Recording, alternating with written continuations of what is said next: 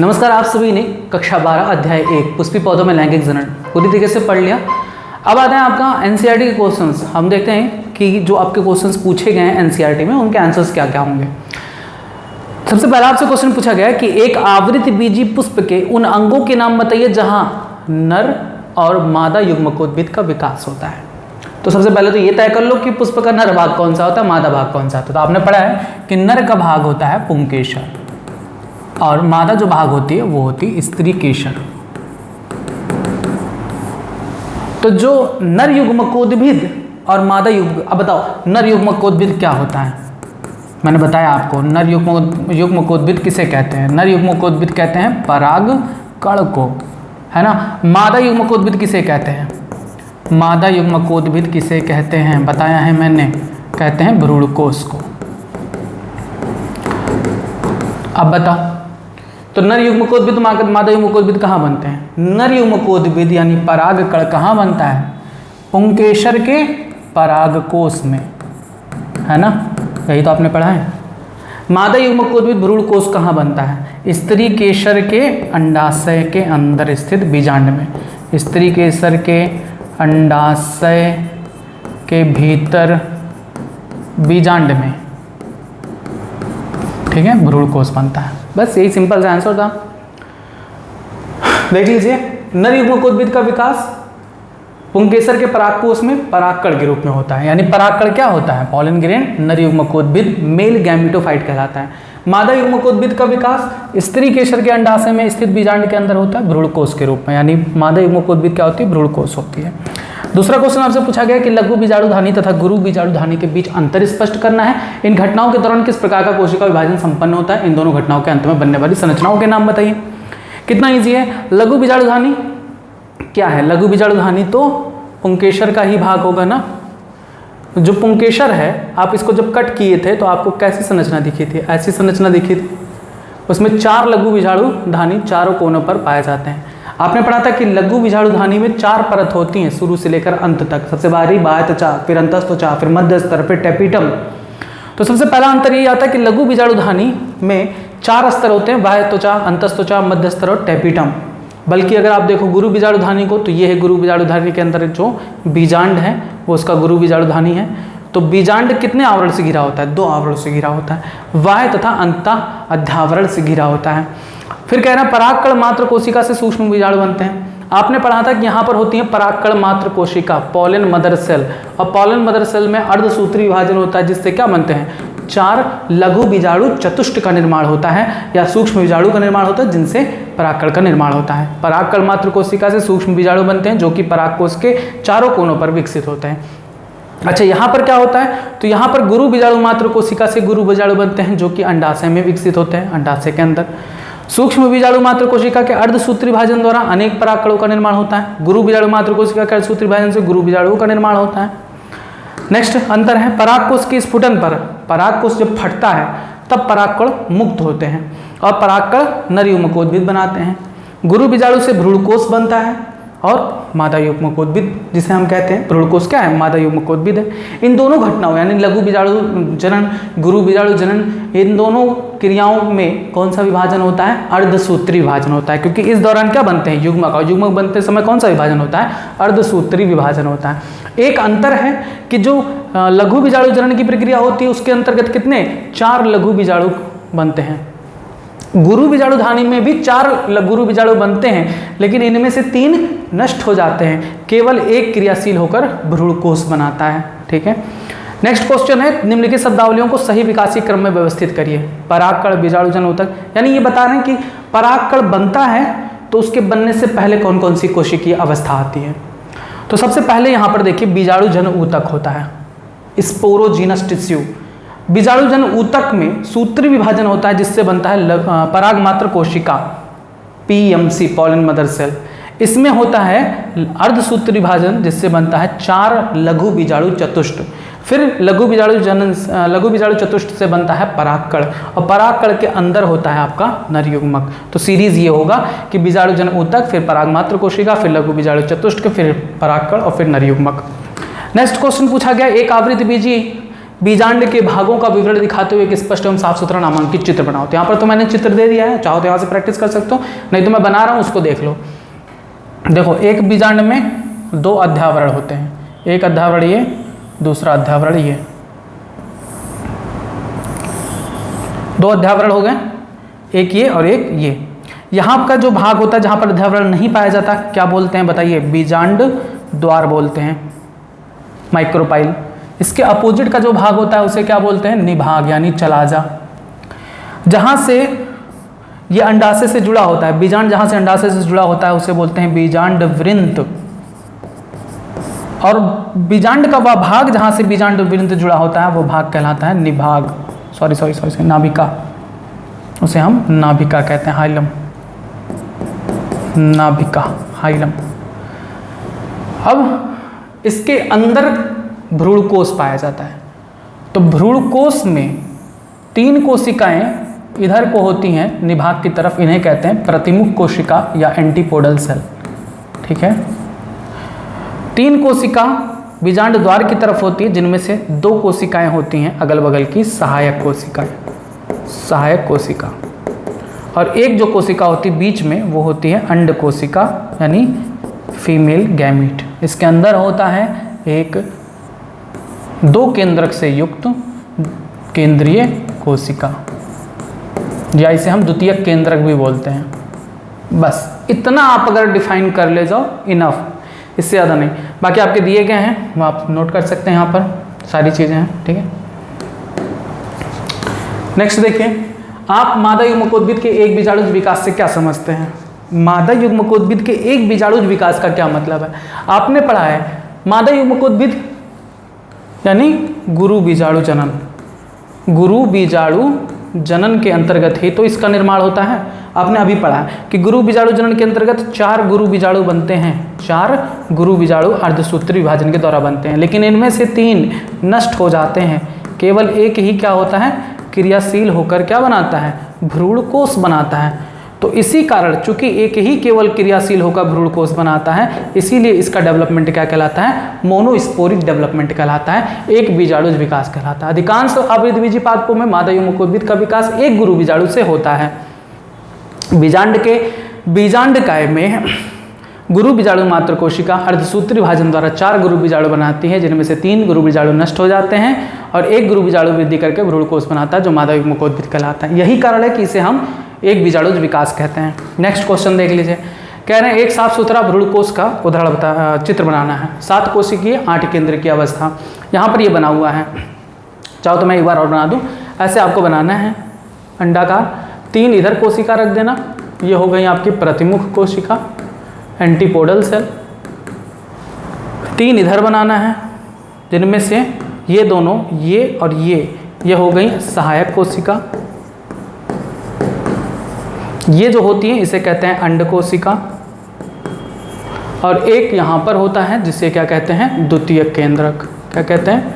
द्वितीयक केंद्रक।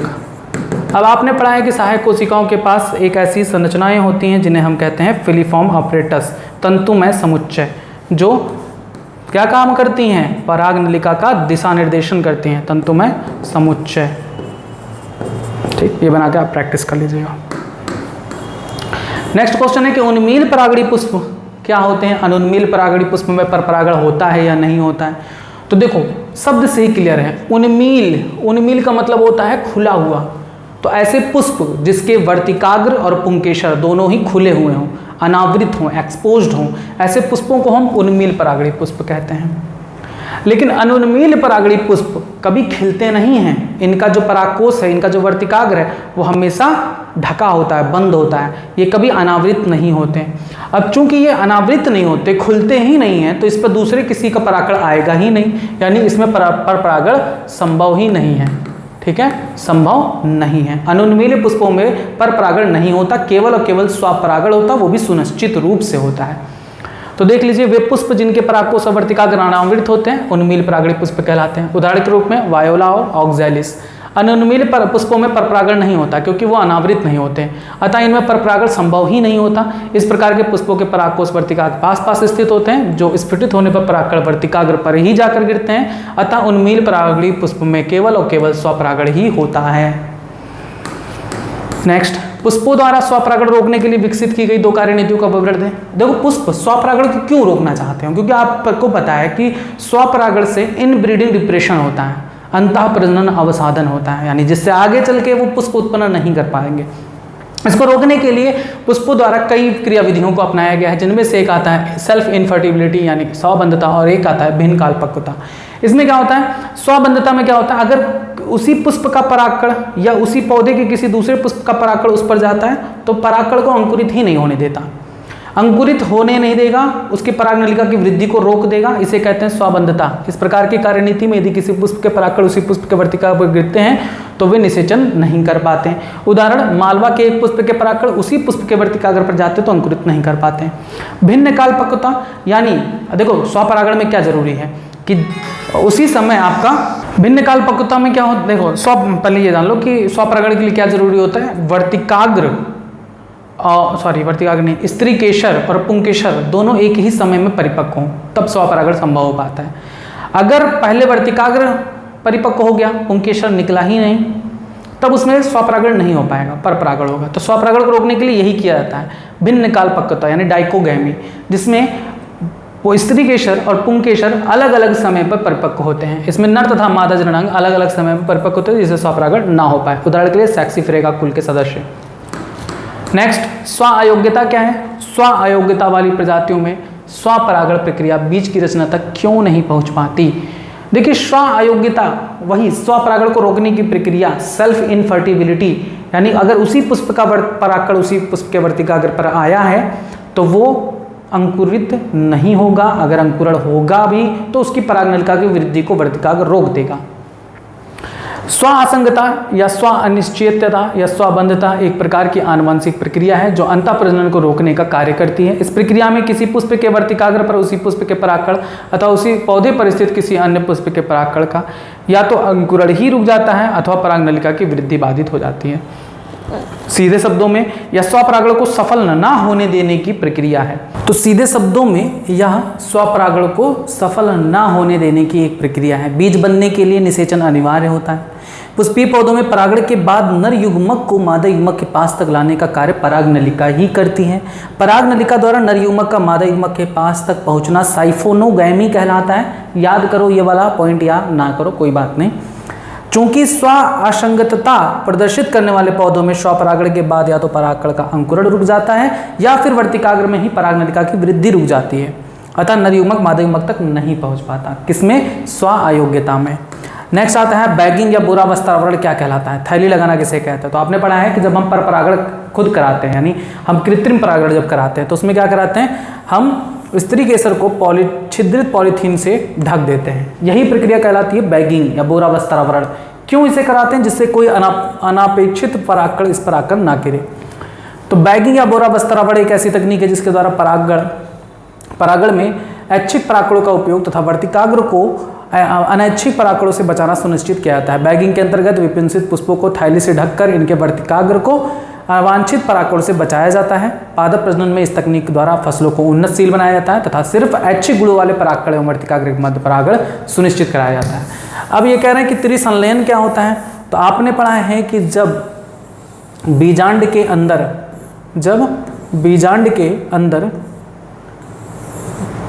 एक होता है अंड कोशिका और एक होता है द्वितीयक केंद्रक।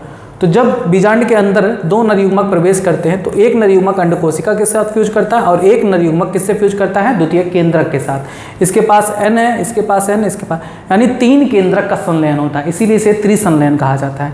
ठीक है। तो परागनलिका से मुक्त दोनों नर केंद्रकों में से एक मादा केंद्रक के साथ संयोजन करता है यानी अंड कोशिका के साथ, दूसरा नर केंद्रक भ्रूणकोश में स्थित द्वितीयक केंद्रक के साथ संयोजन करता है। द्वितीयक केंद्रक में 2 केंद्रक पहले से ही होते हैं तथा नर केंद्रक के संलयन के पश्चात केंद्रकों की संख्या 3 हो जाती है। 3 केंद्रकों का यह संलयन त्रिसंलयन कहलाता है। त्रिसंलयन की प्रक्रिया भ्रूणकोश में होती है तथा इसमें ध्रुवीय केंद्रक तथा द्वितीय केंद्रक व नर केंद्रक सम्मिलित होते हैं। नेक्स्ट क्वेश्चन है कि एक निषेचित बीजांड में युग्मनज प्रसुप्ति के बारे में आप क्या समझते हैं। युग्मनज प्रसुप्ति का मतलब होता है कि निषेचन के पश्चात भ्रूण का विकास अवरुद्ध हो जाए, बीज अंकुरण करना अभी बंद कर दे। क्योंकि बीज के अंकुरण के लिए कुछ आवश्यक परिस्थितियां होनी चाहिए, जैसे पर्याप्त आर्द्रता यानी नमी होनी चाहिए, ऑक्सीजन, जल और उचित तापमान होना चाहिए। अगर ऐसा कुछ मिल जाता है तो अंकुरण कर लेता है, और अगर ऐसा कुछ नहीं मिलता है तो उसमें जितना भी जल है, जल की मात्रा धीरे धीरे कम होने लगती है, उसके ऊपर अपचयी क्रिया धीमी पड़ जाती है, बीज शुष्क और कठोर हो जाता है, जिससे वो प्रसुप्तता में चला जाता है। निषेचन के पश्चात बीजांड में युग्मनज का विकास होता है। बीजांड के अध्यावरण दृढ़ होकर बीजावरण का निर्माण करते हैं। बीजांड के बाहरी अध्यावरण से बीज कवच, भीतरी अध्यावरण से अंतः कवच बनता है। भ्रूणपोष में भोज्य सामग्री एकत्रित होने लगते हैं, जल की मात्रा धीरे धीरे कम हो जाती है, अतः कोमल बीजांड कड़ा व शुष्क हो जाते हैं। धीरे धीरे बीजांड के अंदर की कार्य की क्रियाएं रुक जाती है तथा युग्मनज से बना नया भ्रूण सुप्तावस्था में पहुंच जाता है। इसे युग्मनज प्रसुप्ति कहते हैं। बीजावरण से घिरा एकत्रित भोजन युक्त तथा सुसुप्त भ्रूण युक्त यह रचना बीज कहलाती है। अब आए हैं आपसे क्वेश्चन पूछे गए हैं कुछ डिफरेंसेस के बारे में, अंतर। बीज पत्राधार और बीज पत्रोपरीक में अंतर बताइए। तो बीज पत्राधार क्या होता है? बीज पत्राधार में बीज पत्रों के स्तर के नीचे बेलनाकार प्रोटीन होते हैं। अगर आप याद किए होंगे, अगर आपने फिगर की प्रैक्टिस की होगी द्विबीजपत्री भ्रूण का, तो द्विबीजपत्री में 2 बीजपत्र होते थे, उनके इस स्थान पर जिसे हम प्रांकुर कहते हैं, इस स्थान के को कहते हैं बीज पत्राधार। तो बीज पत्राधार में बीज पत्रों के स्तर के नीचे बेलनाकार प्रोटीन होती है। यह मूलांत सिरा या मूलज के सिरांत पर समाप्त होता है, यानी यहाँ कहीं पर होता है मूलांत सिरा, जहाँ पर ये समाप्त होता है। बीज पत्रोपरिक क्या होता है? बीज पत्रोपरिक बीज पत्र के स्तर के नीचे भ्रूणीय अक्ष की प्रोटीन होती है और यह प्रांकुर के स्तंभ पर समाप्त होती है। ये सब रट्टा मारने वाली चीज़ें, कहीं भी दिखा नहीं पाएंगे। नेक्स्ट देखिए, प्रांकुर चोल या मूलांकुर चोल क्या होता है? तो प्रांकुर चोल वो होता है जो प्रांकुर को ढके रहता है, और मूलांकुर चोल वो होता है जो मूलांकुर को ढके होता है। स्कूटलम के प्रांकुर को ढकने वाली खोखली पर्णीय संरचना प्रांकुर चोल कहलाती है। स्कूटलम क्या होता है? आपने पढ़ा है, एक बीजपत्री पौधों में जो उसका बीज पत्र कॉटिलेडॉन होता है, उसे हम कहते हैं स्कूटलम। तो स्कूटलम को ढकने वाली ऐसी जो संरचना होती है उसे हम कहते हैं प्रांकुर चोल। ठीक है, यह प्रांकुर को ढकती है, यानी ये भाग जो प्रांकुर होता है, जहाँ से प्रांकुर से क्या निकलता है? प्रांकुर से पौधे का तना निकलता है, तो प्रांकुर से तने का विकास होता है, तो ये प्रांकुर को ढकती है प्रांकुर चोल। यहाँ कहीं पर होता है मूलांकुर चोल, जो मूलांकुर को ढकता है। तो मूलांकुर चोल किसको ढकता है? मूलांकुर को। स्कूटलम के निचले भाग, स्कूटलम के निचले भाग मूलांकुर को ढकने वाली परत मूलांकुर चोल कहलाती है, या मूलांकुर को ढकती है। अब कह रहे हैं अध्यावरण और बीज चोल में अंतर बताइए। अध्यावरण क्या होता है? बीजांड को चारों तरफ से घेरे होता है। ठीक है, अध्यावरण बीजांड में पाए जाते हैं, बीजांड के दोनों बाहरी आवरण अध्यावरण कहलाते हैं। बीज चोल बीज में पाई जाती है, बीजावरण का बाहरी कड़ा आवरण बीज चोल कहलाता है।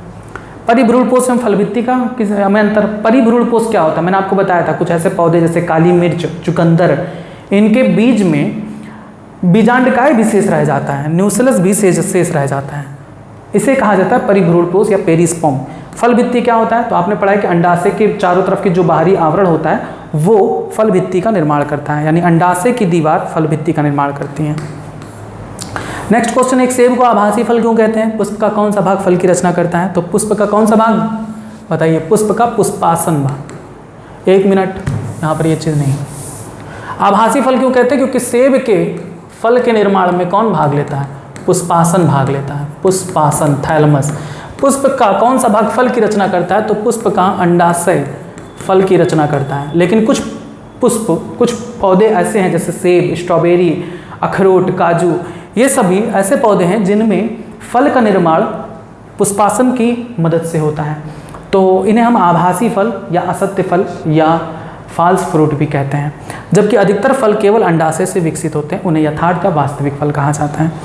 नेक्स्ट आता है विपुंसन क्या होता है? एक पादप प्रजनन कब और क्यों इस तकनीक का प्रयोग करते हैं? तो कब करते हैं? जब उन्हें ऐच्छिक गुण युक्त परागकणों को किसी वर्तिकाग्र पर भेजना होता है, तब वो विपुंसन का काम करते हैं, यानी कैंची से इस दोनों पुंकेसरों को काटकर अलग कर देते हैं। तो ये जब काट के अलग कर देते हैं तो ये सुनिश्चित हो जाता है कि इसका परागकण इसकी वर्तिकाग्र पर नहीं जाएगा, इसको पन्नी से ढक देते हैं। अब क्या करते हैं कि कोई जो भी ऐच्छिक गुण वाला परागकण है उसको ले जाकर इसकी वर्तिकाग्र पर रखते हैं।